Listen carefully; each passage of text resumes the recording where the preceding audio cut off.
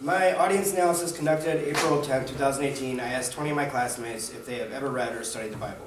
40% of you answered yes, 15% of you said no, and 40% of you said somewhat. John Barry in Bible Study Magazine said, "Ultimately, I think the difference between reading the Bible and studying it is making the connections between who Jesus is and what he's done." In my speech, I aim to give you a few of the hundreds of key instances of biblical evidences, so I will take you through three important factors. Biblical scribes or writers and their accurate recordings. Biblical prophecy, evidence of fulfillment. And lastly, biblical archaeology, some findings, and those that support the biblical narrative. So starting with biblical scribes, until 1948, the oldest manuscripts of the Old Testament dated back to 895 AD. In 1947, a shepherd boy discovered some scrolls inside a cave west of the Dead Sea. These manuscripts dated between 100 BC and 100 AD. Over the next decade, more scrolls were found in the caves, and the discovery became known as the Dead Sea Scrolls. Every book in the Old Testament was represented except Esther in these scrolls. Amazingly, the Old Testament items that were found have very few discrepancies to the versions from the 10th centuries, which are where we get our 20th century versions from.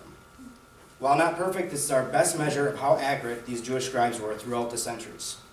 Jewish scribes solidified the process for creating copies of Scripture by many highly disciplined and holy rituals like these. They could only use clean animal skins both to write on and even to bind the manuscripts. Each column of writing could have no less than 48 and no more than 60 lines. The ink had to be black and of a special recipe. They had to verbalize each word aloud while they wrote it.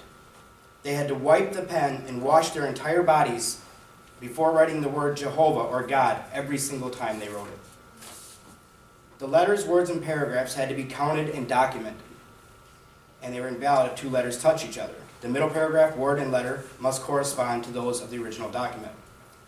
And the documents could only be stored in sacred places such as synagogues. No document containing the word God could ever be destroyed, even when the page ended up being in error. They were either to be stored or buried. Now that you know how precise the job of biblical writers was, let's look at one important biblical prophecy. The prophecy of the first coming of the Messiah. In 538 BC, Daniel wrote the following bold prediction.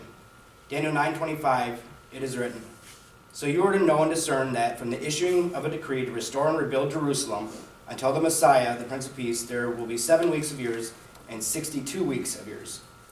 In this prophecy, Daniel is claiming that there will be 69 weeks of years between the issuing of a decree to rebuild Jerusalem and the appearance of the Messiah. Now keep in mind that bold prediction came 538 years before Christ was born. In 464 BC, Xerxes, a Persian king, ascended to the throne. His 20th year as king would be 464 BC.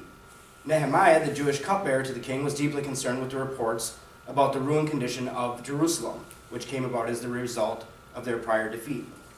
Nehemiah petitioned the king and said, "Send me to Judah, to the city of my father's tombs, that I may rebuild it."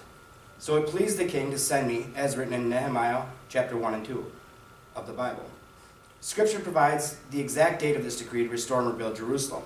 The decree is issued in the month Nisan in the 20th year of King Xerxes, corresponding with the date of March 444 BC.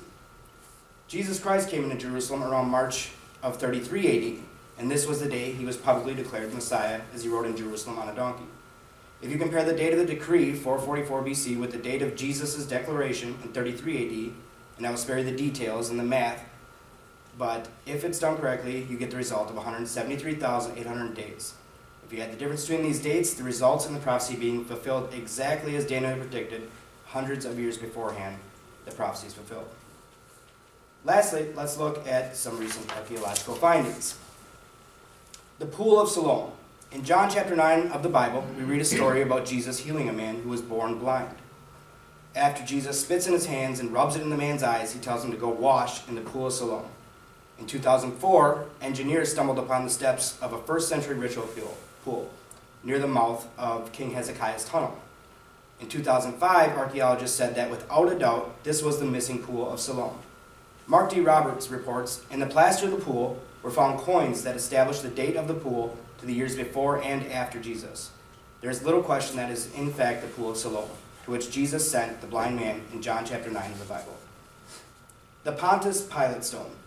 In 1961, an inscription was found which confirms not only the rule of Pilate, but the man who Christ crucified in Judea, but also his preference for the title prefect. The stone read, "To Tiberius, Pontius Pilate, prefect of Judea." This is the man who had Christ crucified. Lastly, the James, son of Joseph, brother of Jesus ossuary.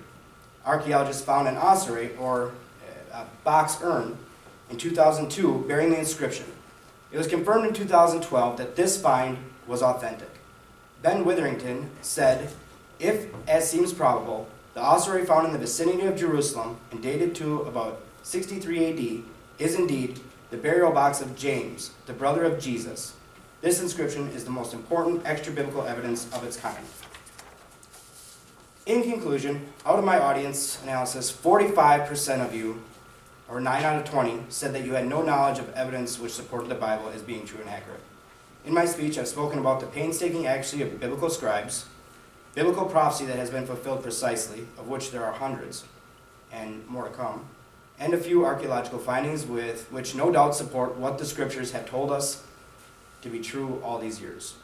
I hope that I've either reinforced your faith in the Bible or have given you enough information to at least take a look for yourself. Thank you.